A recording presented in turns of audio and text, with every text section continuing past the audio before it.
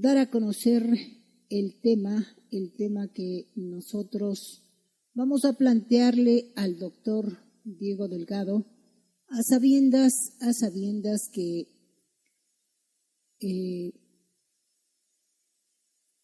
todos los ecuatorianos estamos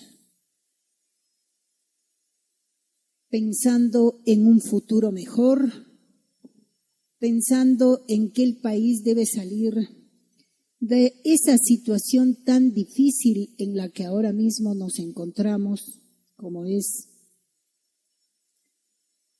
toda la ola de delincuencia que tenemos regada en nuestro país. Ola delincuencial que no para y que cada día recrudece, se vuelve más difícil de sacar, debido a que estas bandas delictivas, que son ya bandas transnacionales, pues no es que están desde hoy, no, jamás. Están desde mucho tiempo atrás, años atrás, se han venido instalando en nuestro país de una u otra forma, por justamente tener gobiernos que han trabajado para eso. Gobiernos de la RC que hicieron todo lo que quisieron, entregaron inclusive puestos políticos a esas personas que estuvieron en actos vandálicos y que se identificaban de esa manera. Y por eso es que este país a estas alturas está viviendo lo que estamos viviendo, y esta lacra social no va a ser fácil de extinguir. Entonces, con todo este andamiaje que tenemos en relación a esta situación de bandas delincuenciales, pues no deja prosperar al país. Y por más rico que sea el Ecuador, por más lindo clima, por más linda gente que haya, pues inocentes están muriendo, gente inocente está muriendo, y todo por estas bandas delincuenciales que se han dedicado no solo a delinquir de una manera casera, como diríamos, no, ahora es grave la delincuencia. La delincuencia se ha desatado en el país entero, y el gobierno, con su lucha diaria, no puede llegar a la raíz. Y todo esto porque desde años atrás se les permitió que sigan tejiendo sus redes, y ahora estamos en la situación que estamos. En fin, con todo esto, el pueblo ecuatoriano se ve abocado a vivir nuevas elecciones, una segunda vuelta, en donde solo hay dos candidatos, han quedado 2 candidatos de 16, y 2 partidos políticos, bueno, que ni podríamos decirles partidos políticos, 2 organizaciones que tienen ya pues dispuesto lo que ellos piensan, dicen hacer en el país. Sin embargo, el pueblo no está claro, no está cierto de todo lo que está ocurriendo, y el 13 de abril tendremos que acudir a las urnas, tendremos que pronunciarnos por uno de los candidatos, pero la pregunta es, si uno u otro gana, ¿qué es lo que nos va a brindar al pueblo ecuatoriano cuando la economía está totalmente devastada, cuando la situación social está desgarrada, cuando la salud está por los suelos y cuando la educación no existe? En fin, y ahora estamos en la lucha porque diariamente tenemos algo nuevo, algo distinto, pero que va enmarcado en lo mismo, en el futuro de la patria. Es por eso que este medio de comunicación diariamente trata de orientar al pueblo ecuatoriano, y en esta mañana vamos a pedirle al doctor Diego Delgado que con su conocimiento nos explique sobre estos puntos que hemos mencionado, y aparte de eso también hablemos sobre el campo Sacha. Se habla de que el campo Sacha tiene más ingresos y menos riesgos para el Estado ecuatoriano con la concesión al consorcio chino-canadiense. Se dice que ha desatado un intenso debate en nuestro país, mientras los opositores califican de un atraco.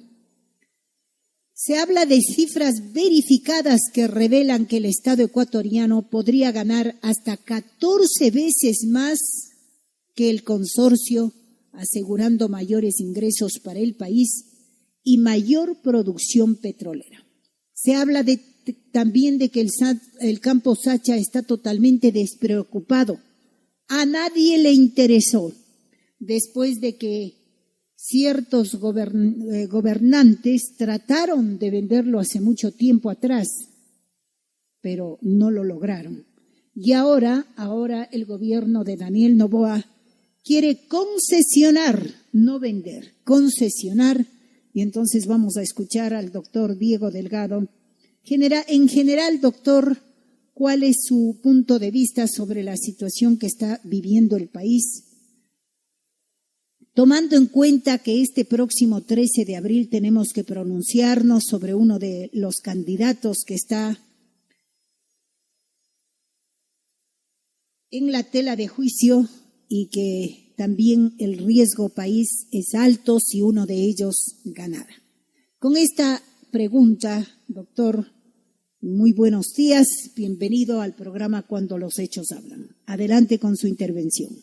Muy buenos días. Un saludo respetuoso, cordial a doña Alicia en Santo Domingo. Y un saludo a usted, doctora Sandrita, para Pablito igual en la ciudad de Quito. Un saludo al personal técnico y administrativo que colabora con este sistema informativo tan valioso y de un acompañamiento de varias décadas al pueblo ecuatoriano con la verdad. Quisiéramos saludar también a la distinguida audiencia de este importantísimo medio de comunicación.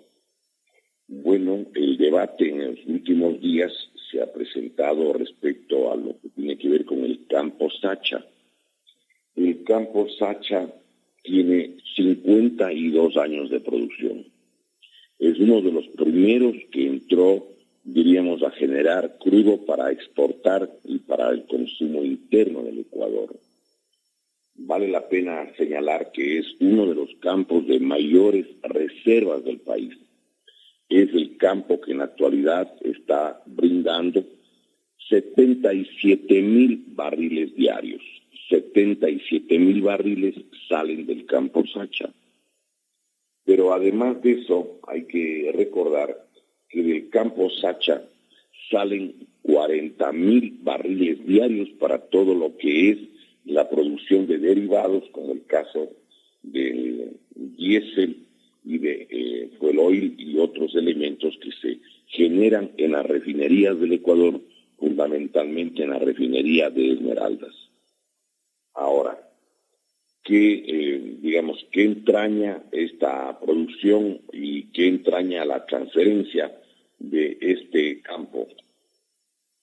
Yo creo que es importante que la ciudadanía sepa que esto se aprobó, o la entrega del petróleo, la autorizaron durante el gobierno del señor Rafael Correa, porque la atribución original para realizar concesiones petroleras por parte del Ejecutivo, del Presidente de la República, a dedo, sin concurso, eso no es que empezó ahora, no.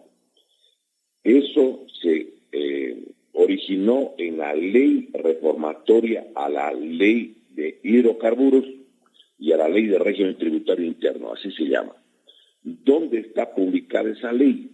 Está publicada en el suplemento del registro oficial número 244 del martes 27 de julio del año 2010. Quiero que recordemos, por lo tanto, el origen de esta atribución no empezó en este gobierno.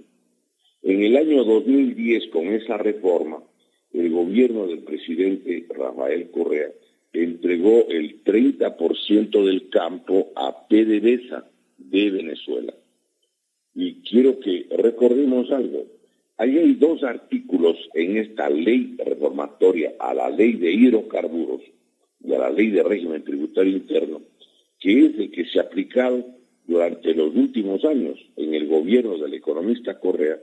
Lo quiso también entregar esto el señor Lenín Moreno Garcés, y no lo hizo a raíz de lo de la pandemia, y también quiso entregar el señor Guillermo Lasso Mendoza. En el artículo primero de esta ley reformatoria dice que puede haber la excepcionalidad jurídica y que, por lo tanto, en esa circunstancia el presidente podrá delegar o transferir el ejercicio de las actividades hidrocarburíferas a empresas nacionales o extranjeras, para lo cual la Secretaría de Hidrocarburos podrá celebrar contratos de asociación, de participación, de prestación de servicios para exploración y explotación de hidrocarburos o mediante otras formas contractuales de delegación o transferencia vigentes en la legislación ecuatoriana. La palabra delegación está en el artículo 43 de la Ley de Modernización del Estado, en la que dicen formas de delegación. Delegar es dar una representación. El señor ministro de Educación le delega al rector del Colegio Mejía para que les represente en la inauguración de los Juegos Deportivos de Pichincha. Es delegar, dar una representación. Pero cuando se discutió la Ley de Modernización del Estado, en el artículo 43, los privatizadores decidieron que se llame, sí, esto hay que establecer, sí, que habían varias formas de delegar. Delegar tiene en el literal che, porque en esa época había ABC, che, D. En 1992 establecieron que delegar es sinónimo de vender. Ojo, eso hicieron con trampa. Pero eso es lo que estaba en la legislación ecuatoriana. Y en el artículo 8 de la ley a la que hago referencia, del 27 de julio del 2010, cuando era presidente el economista Rafael Correa, en el artículo 8 dice que se reforme el artículo 19 de la ley de hidrocarburos y que allí ese artículo 18 diga, artículo 19 diga, abro comillas, la adjudicación de los contratos a los que se refieren los artículos 1, 2 y 3 de esta ley, o sea, de todos los contratos, la efectuará el ministerio, sí, el ministerio sectorial mediante licitación. Eso es lo que dice clarísimamente la ley. O sea, no es que aquí se están inventando las cosas, ¿sí? Efectuará el ministerio sectorial mediante licitación, pero hace allí una excepción. En la excepción que pone, sí, hay que recordar, sí, dice, con excepción de los que se realicen con empresas estatales o subsidiarias de estas, con países que integran la comunidad internacional. Empresa estatal es Sinopec, que es de la China, que es a la que le quieren entregar, así como a una empresa canadiense que se llama Petróleo. Sinopec es de la República Popular China. Entonces, todas las leyes que se hicieron estaban hechas en función de qué cosa, de entregar, de transferir, de quitarle al Estado ecuatoriano sus bienes y dejar en manos de las corporaciones o multinacionales. Para eso sirven los fraudes, porque con el fraude electoral proclaman, ¿sí?, a asambleístas no elegidos, a los que son elegidos no les hacen caso, les dejan fuera. Y entonces con mayorías, ¿sí?, falsas, pueden proceder al entreguismo y pueden en forma sumisa aprobar leyes que son de carácter delincuencial, porque lo que hacen en el fondo es despojarle al fisco del beneficio en favor de las grandes corporaciones extranjeras. Ahora, el campo Sacha, hay que hacer una relación. Yo creo que el pueblo ecuatoriano tiene que saber qué significa entregar el campo Sacha. Miren ustedes. La denuncia originalmente la hizo la Asociación Nacional de Trabajadores de la Energía y el Petróleo, ANTEP. El portavoz de ANTEP, de esta Asociación Nacional de Trabajadores de la Energía y el Petróleo, fue el ingeniero David Almeida. Él hace la denuncia en septiembre pasado. Quiero recordar una cosa, ¿sí? Él denuncia, dice, este par de compañías, Sinopec y la otra compañía canadiense de petróleo, quieren dar 1.500 millones de dólares a cambio de que le dejen, sí, durante 20 años un trato para ellos manejar el campo Sacha del Ecuador, como lo hizo parcialmente con el 30% para PDVSA del gobierno del economista Correa. Aprovechando esa legislación del economista Correa del año 2010 a la que hacíamos relación, el gobierno del señor Daniel Noboa se pone manos a la obra para entregar el campo y ordena el 24 de diciembre, la víspera de la Navidad, que el campo Sacha pase al Ministerio de Recursos Naturales para hacer la transferencia. ¿Qué significa entregar el campo Sacha? Es importante esto, miren. Le van a dar 1.500 millones de dólares por 20 años de manejo. Es decir, el equivalente a 75 millones de dólares al año. 75 al año. Ahora bien, yo quiero recordar que lo que produce el campo Sacha son 77,000 barriles. En el mes de diciembre estaba a 62, 63, 64, 65 dólares el barril, el precio del barril. Pongamos a 60 dólares, ¿sí? Para hacer el cálculo, 77,000 barriles diarios, ¿sí? A 60 dólares cada barril, significa que Petroecuador y el Estado ecuatoriano reciben 4.620.000 dólares al día. ¿Cómo obtenemos la cantidad? 77,000 barriles a 60 dólares cada barril produce al día 4.620.000 dólares. 4.620.000 dólares.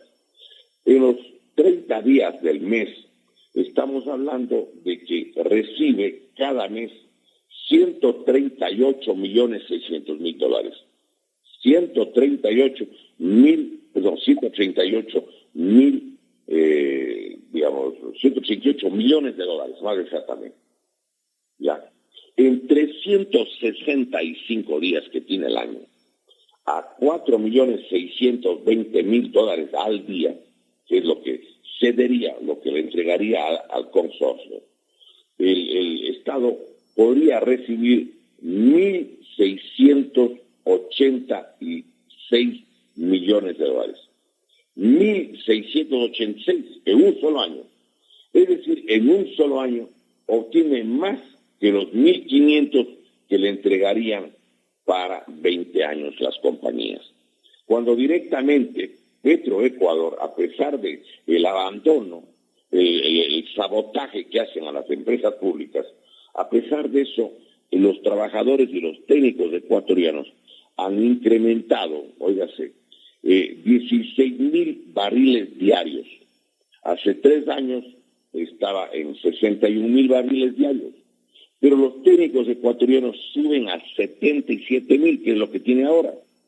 Entonces, hay que preguntar, a ver, ¿es correcto o es incorrecto que a cambio de 1.500 millones el Estado ecuatoriano entregue justamente un campo que cada año produce 1.686 millones de dólares?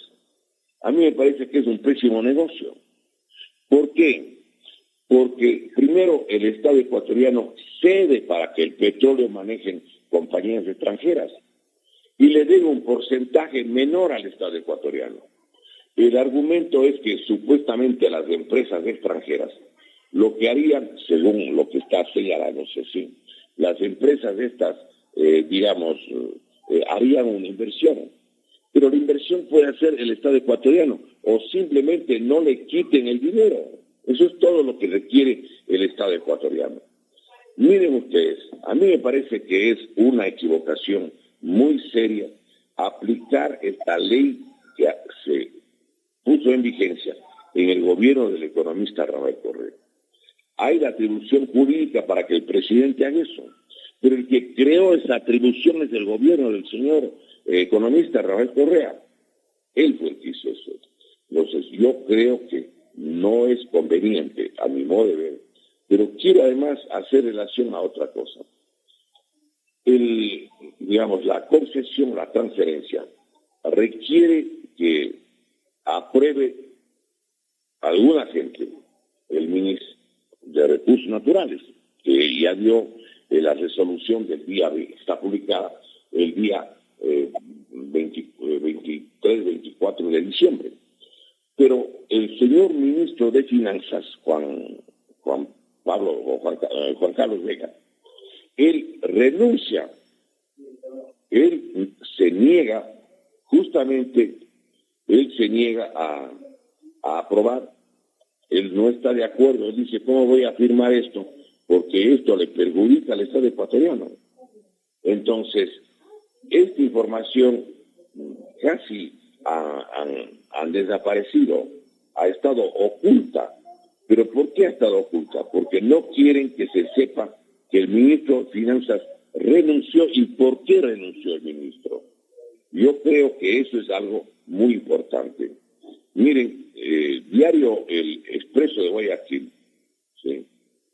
El día viernes 28 de febrero del 2025, en la página sexta, allí informa de que Juan Carlos Vega, el ministro de Finanzas, se ha negado a firmar un informe favorable a este atraco, a este perjuicio. Esto es importante que la gente recuerde.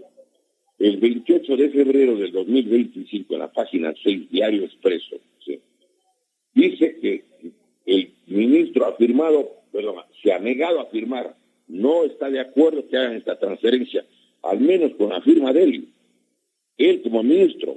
Y entonces, él tiene que, le dice, señor, sácase al lado, si usted no quiere firmar, se pone al lado. Y también informa el diario que han consultado, no solamente en el Ministerio de Finanzas, sino a varios economistas de las entidades financieras internacionales. Y le han dicho que sí, que efectivamente el ministro se retira por la razón que estamos señalando. Hay otro elemento de juicio que me llama la atención. Aparece una información que es, a mi modo de ver, muy comprometedora o grave. ¿Por qué?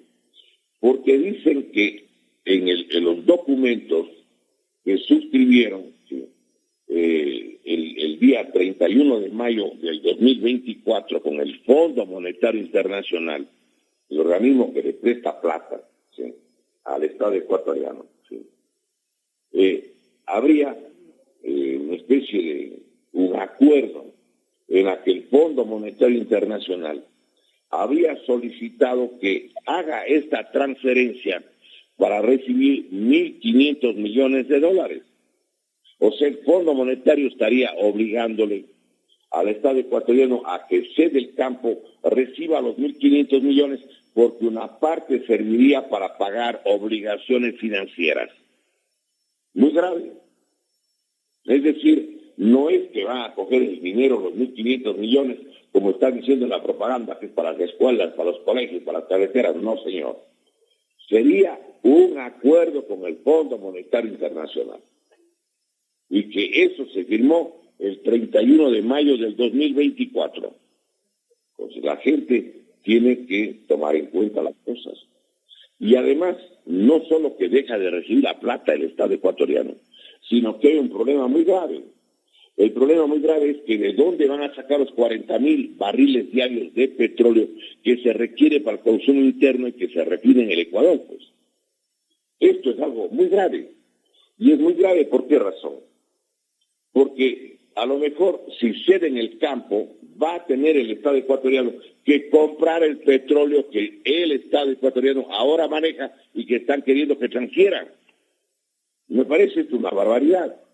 Es un error grave. Por eso es que el ministro Juan Carlos Vega, una persona que entiendo se respeta a sí mismo, dice, a ver, yo no voy a poner mi firma para que el Estado ecuatoriano pierda plata. Y no voy a firmar diciendo que no hay perjuicio cuando sí existe perjuicio. Entonces, claro, hágase al lado, señor ministro. Ponen otro ministro que firma lo que quieren. Yo quiero además que la gente recuerde que lo que ahora maneja Petroecuador, están queriendo que maneje la empresa Sinopec, ¿sí? El consorcio, porque son dos, el consorcio Sinopec, a nombre de Amodaime Oil Company, así aparece, pero es Sinopec, y es de la República Popular China ese, y de la empresa Petrolia, que es una subsidiaria de la New Stratus Energy de Canadá. Clarísimo. ¿Cómo se le ocurre al Estado ecuatoriano hacer este negocio? A mí me parece que es un error, y no sé si a lo mejor los asesores del propio presidente Noboa están trabajando al otro lado. Pues. Entregar el campo petrolero más importante del Ecuador, como ya lo hizo el propio correísmo cuando entregó el 30% a PDVSA, y que tuvieron que pedir que se acabe ese convenio, porque el Estado estaba cediendo el 30% de la ganancia y los otros habían traído determinada infraestructura que se podría llamar era casi chatarra. Entonces, no es correcto. Ahora, a mí me parece que el Ecuador o la población nacional no tiene información adecuada. Miren ustedes, con los fraudes electorales hacen mayoría legislativa. Ahora mismo tienen el 88% entre los correístas y los señores del gobierno. Pero aquí hay que hacer una reflexión. Con esas mayorías, como la que hicieron en el 2009, 2013 sobre todo, resulta de que han ido entregando casi todo. Han aprobado leyes, por ejemplo, que vale la pena señalar. Permite que se transfieran bienes públicos. Por ejemplo, en el caso ecuatoriano, en el gobierno del economista Correa, del que sigue los pasos este gobierno, porque está en la misma línea. Por ejemplo, entregaron 18 de los 21 campos petroleros más importantes. El campo Auca, ¿sí? Y otros más. Entregaron en el gobierno de Correa las minas de oro, las minas de plata, las minas de cobre, los puertos marítimos como Puerto Bolívar, que le dieron a la empresa turca, la Ilpor Holding, por 60 años, hasta el año 2077. El puerto de Pozorja, que le entregaron a dos compañías, el 78% a la empresa DP World del señor Ahmed bin Sulayem y el 22% para el grupo Novis, que es propiedad de la señora Isabel Noboa Pontón, tía del presidente Daniel Noboa. Sí. Le entregaron por 50 años hasta el año 2067. Entonces, esto es necesario que la gente recuerde. El mismo gobierno del señor economista Rafael Correa entregó el puerto de Manta por 40 años a la empresa supuestamente chilena, porque hay gente que dice que son de aquí mismo, aunque tienen formalmente el domicilio en la escritura en Santiago de Chile, pero que no es así, a la empresa Agunza, Agencias Universales Sociedad Anónima, hasta el año 2057. Y el puerto de Providencia en Sucumbíos por 30 años a una empresa brasileña. Entregaron, recuerden ustedes, la fábrica de cemento, que las últimas que tenía el fisco, que es la Huapán y la Chimborazo. La Huapán en la provincia de Cañar, y que era propiedad del IES. No sé cómo es que vende el gobierno una propiedad del IES. Y también la fábrica de cemento Chimborazo, junto a la ciudad de Riobamba. Entregaron la telefonía celular que le concesionaron a las empresas OTCL y Conecel, que es el nombre jurídico de Claro y Movistar, desde el año 2008 hasta el año 2023, con una pérdida para el país de alrededor de 45.000 millones de dólares, porque cada año esas empresas tienen ganancias que superan en el año 2014 los 3.000 millones de dólares al año. Entonces, a mí me parece de que el pueblo ecuatoriano tiene que acordarse, no solo entregaron esos bienes, con la mayoría legislativa del gobierno del economista Correa, en la sesión 166 del 22 de mayo del 2012, redujeron las 200 millas de mar territorial a solo 12, perdiendo 188 millas, porque el país que ingresa a la Convención del Mar de las Naciones Unidas, a la CONVEMAR, que es la legislación del globalismo o la globocolonización para los mares, el país pierde pues el control de la soberanía plena sobre las 200 millas, porque el artículo 3, ¿sí?, de la CONVEMAR determina que ningún país que sea parte, ¿sí?, de la CONVEMAR puede tener más de 12 millas marinas. Y el Ecuador, que durante décadas, desde 1952, reivindicó y aplicó su soberanía sobre las 200 millas, resulta que ahora renuncia. Y no solo que renuncia a la mayoría legislativa elegida en forma turbia en el año 2009, sino que encima de eso, el señor economista Rafael Correa, sí, da el decreto ejecutivo 1238, publicado en el registro oficial 759 del jueves 2 de agosto del 2012. Esto hay que recordar. Es decir, la entrega del campo Sacha es inconveniente, muy perjudicial, porque el Ecuador saca de ahí 40.000 barriles diarios, precisamente para que se refine en las refinerías que tiene el país. Ustedes saben que el Ecuador tiene la refinería de Esmeraldas, la de La Libertad, lo que es ahora Santa Elena, y también tiene una refinería allá en Sucumbíos, en Nueva Loja. Entonces, no es conveniente. Por eso el ministro de Finanzas, sí, Juan Carlos Vega, renuncia. Miren ustedes, les estoy dando hasta la fuente donde la información radica, que es el diario precisamente Expreso del día 28 de febrero del 2025. Entonces la gente tiene que acordarse.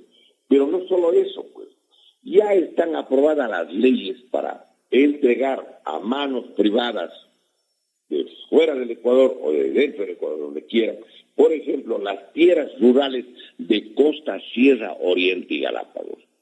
Ya está autorizada la venta, y entiendo que están vendiendo sobre todo a ciudadanos, entre otros ciudadanos chinos, en la cuenca del Guayas, en Morona, Santiago y Zamora, Chinchipe. Es necesario decir una cosa. Hay 3 países en el mundo que pueden ubicar minas de oro, minas de plata, minas de cobre, a través de procedimientos satelitales. Como ellos saben dónde están las minas, pueden decir, a ver, en esta zona necesitamos que compren esos terrenos. Pero además, está autorizado la transferencia de las centrales hidroeléctricas. Eso ya lo aprobaron y está publicado en el registro oficial, sí, del día 16 de enero del 2015. Pueden venderse todas las centrales hidroeléctricas. Ya está autorizado. Esto no es nuevo. Es más, está autorizado la transferencia de la Corporación Nacional de Telecomunicaciones. Está autorizada la venta de los ferrocarriles, de Correos del Ecuador o Correos del Estado, del Banco del Pacífico, de la Flota Petrolera Ecuatoriana, FOPEC, de TAME. Y acuérdense ustedes cómo le colapsaron a TAME en forma deliberada. Porque claro, resulta que como yo vendo, dice el gobierno, los gobiernos, o cómo transfiero una empresa que funciona bien, pues no puede. Necesitan deteriorar el servicio. Quiero que recordemos, ¿quién maneja Petroecuador? Los gobiernos de turno, pues. El gobierno del señor economista Correa, los gobiernos que puso el economista Correa con el CNE de bolsillo. ¿Quién le puso en la presidencia al señor Lenín Moreno? Al que después le decían que son oposición y que es el peor gobierno del mundo. Pero si puso el propio economista Correa, recuerden el señor Juan Pablo Pozo, al que le condecoraron por los servicios prestados y luego le consiguieron un puesto en la OEA en Washington. ¿Quién le puso a Guillermo Lasso en la presidencia? Pues el propio correísmo, porque el señor Lasso, recuerden, perdió en 22 de 24 provincias. Le sacaron a Yacu Pérez, acuérdense que ganó en 14 de 24 provincias. Esa es la realidad. El señor Andrés Arauz ganó en 8. El señor Lasso ganó en el Cantón Quito, y por la votación de Quito aparecía que ganaba en Pichincha. Y en Galápagos, nada más, en todo el resto del país perdió. Pero con una llamada desde Bélgica a sus auspiciados en el Consejo Nacional Electoral, le pusieron de finalista y le acabaron proclamando de presidente, pues. ¿Quiénes son? Quiero que recordemos. Los que le hicieron finalista al señor Daniel Noboa. Recordemos que estaba con la intención de voto de las últimas, al último, con menos del 1%. El señor Bolívar Armijo tenía el 2%.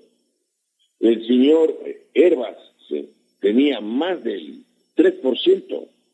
Una cantidad similar tenía el señor Chantó, como el 4.5%, 5%. Tenía, recuerden ustedes, Yacu Pérez, y estaba con un punto más el señor Otto Sonnenholzner. ¿Cómo es que el que estaba al último le hacen finalista? Yo creo que esto es muy importante que la gente sepa. Le hacen finalista porque la señora Luisa González estaba con el 16%, nada más. Entonces dijeron, no, pues en la segunda vuelta, el que tiene menos de 1% pierde, pues, y gana la señora Luisa González. Pero la gente no quiere votar por correísmo, pues.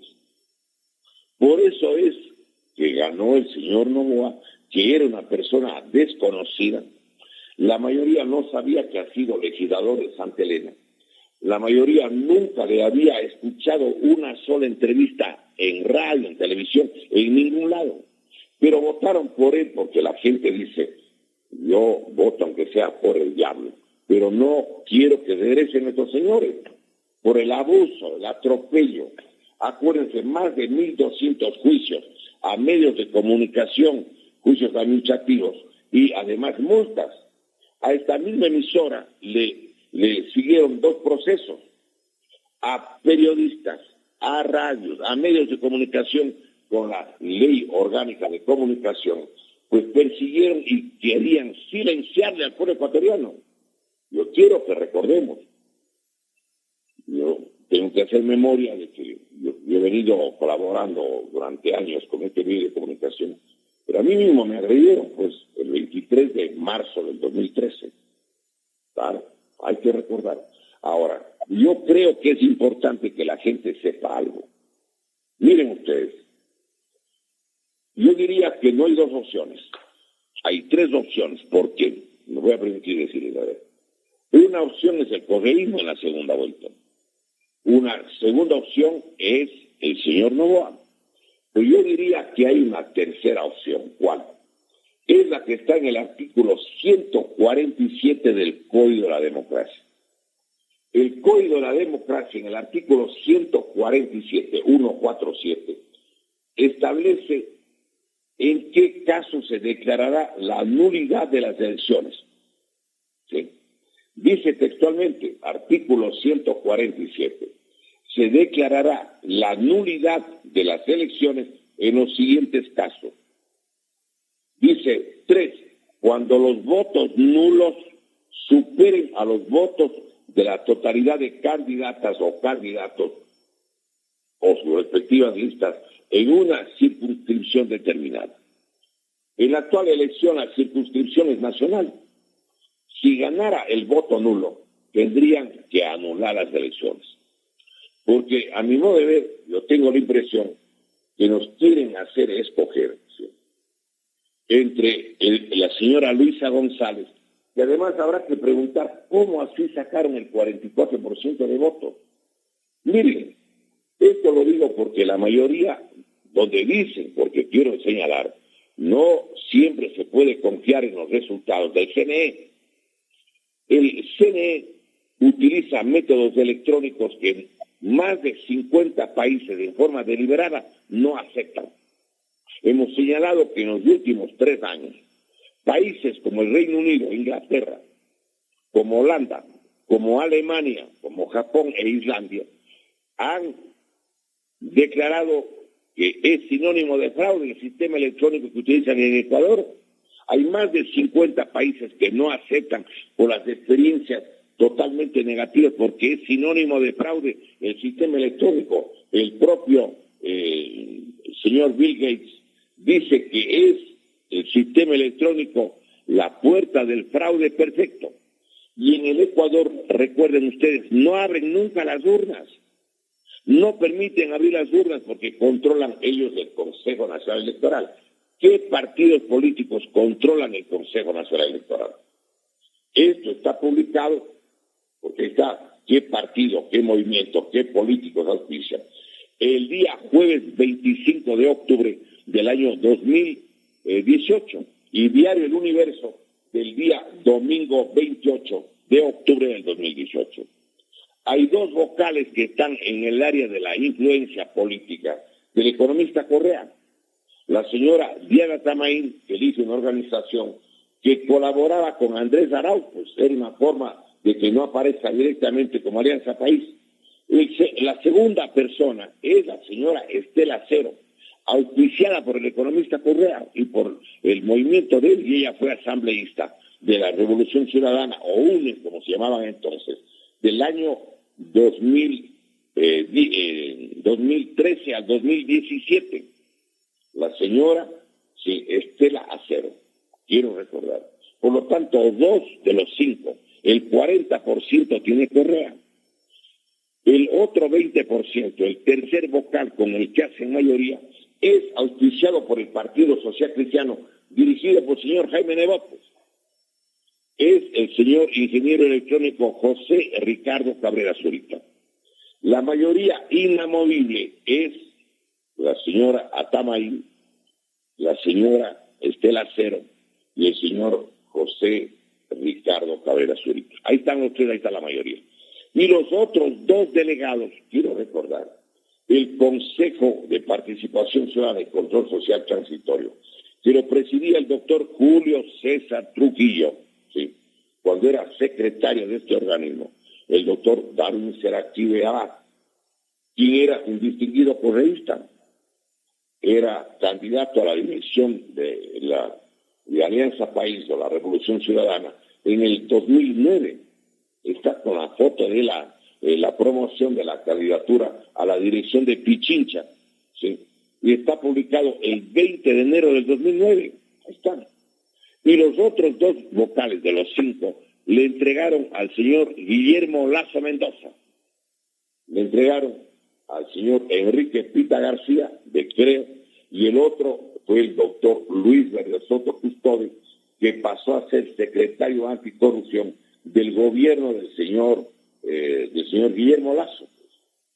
Él renunció y quedó allí una señora de apellido Nájera, creo que es Elena Nájera.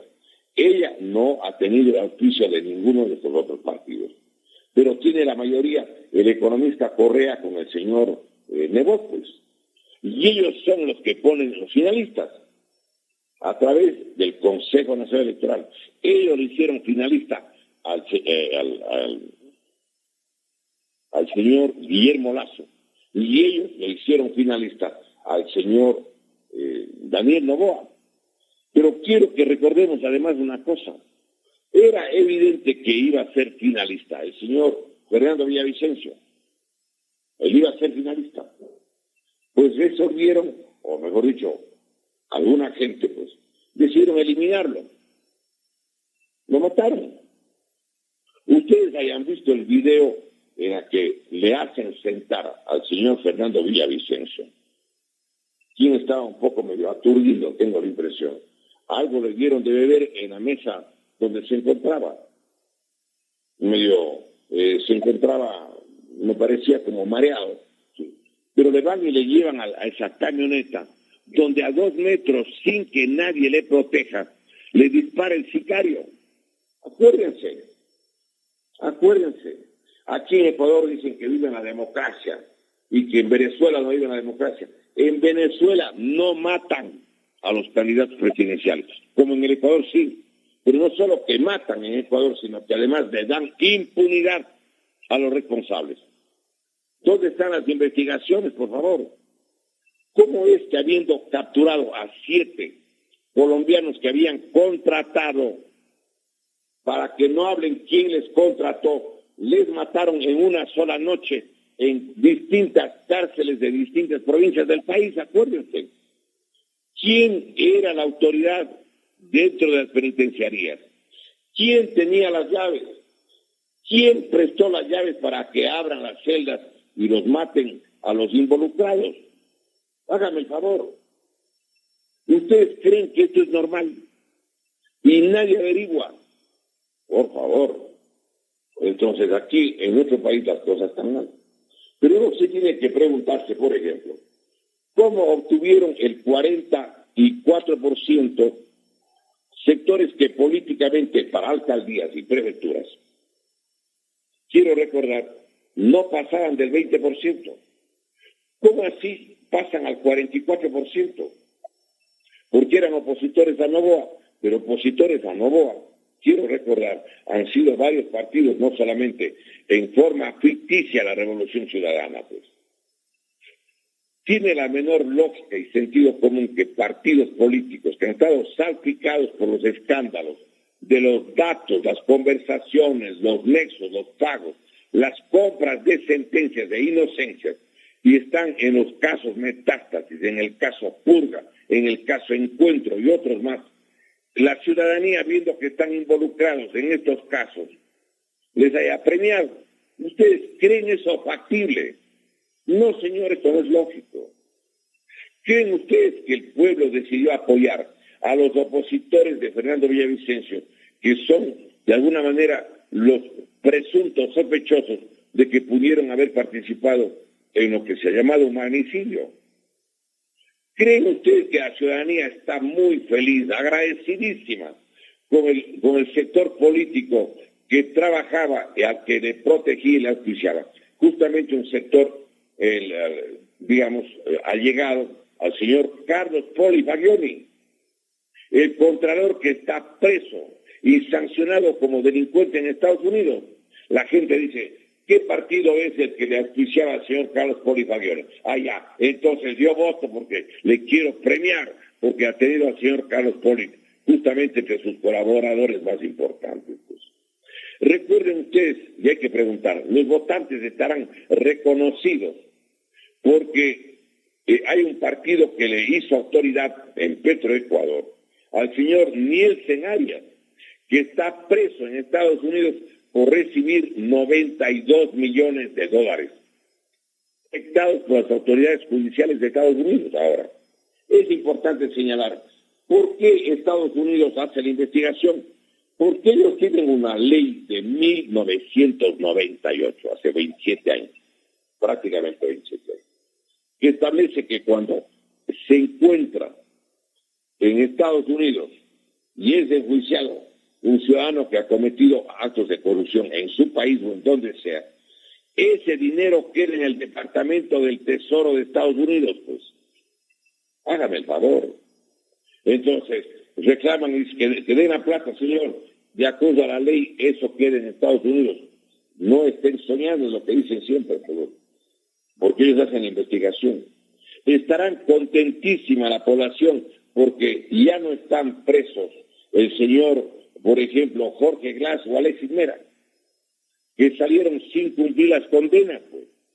Recuerden que el señor Glass tenía tiene dos sentencias, en firme, sin el juicio de peculado, pues, del caso Singer y del caso de el terremoto de Manabí, donde manejaron 3.500 millones de dólares y no han dado cuentas, 3.500 millones. Pero yo quiero que ustedes recuerden lo siguiente. Por el caso Odebrecht, ¿sí?, le dieron pena de 6 años, que es poco. En el Perú le acaban de dar al Cholo Toledo, Alejandro Toledo, pena de 20 años. Quiero recordar que por el caso Odebrecht pidió asilo en Uruguay al doctor Tabaré Vázquez del señor Alán García Pérez. Quiso irse a Uruguay, que le dé asilo, como pidió el señor Glass a México. El gobierno de Uruguay dijo que no le puede dar porque el artículo 14, numeral 2 de la Declaración Universal de los Derechos Humanos dice que el asilo no corre para los que están acusados y sancionados por delito común. Exactamente el caso del señor Glass. Y aquí persisten de que tienen que ayudarle y que es un perseguido político, y vienen los delegados de la Comisión Interamericana de Derechos Humanos, que yo no sé, los señores periodistas, ¿por qué no les preguntan cuánto les pagaron? ¿Cuánto dinero les dieron, señores?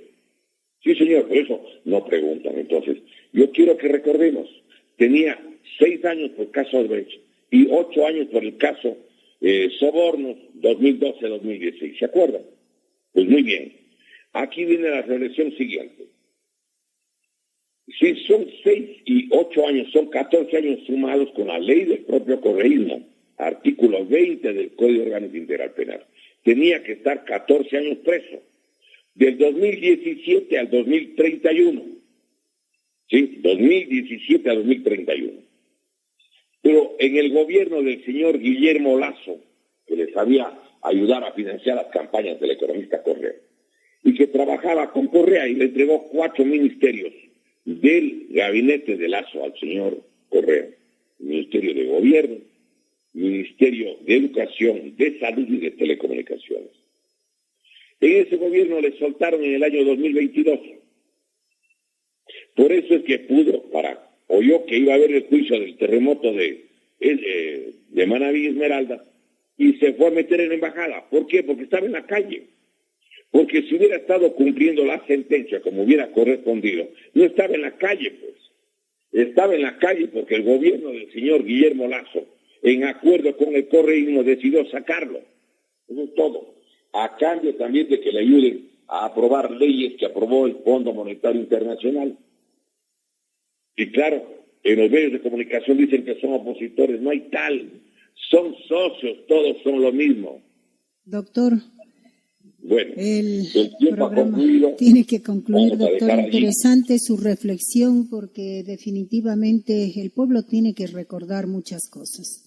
Y gracias a que el presidente Noboa incursionó en la Embajada de México, gracias a las Fuerzas Armadas y a la policía que incursionaron en la Embajada de México, ahora está el señor Glass nuevamente en la cárcel. De lo contrario, ya hubiera estado allá en México. Ya se hubiera ido esta noche en el carro de la Embajada y le estaban esperando simplemente que el avión Hércules, que se encontraba en Cali, aterrice en Quito.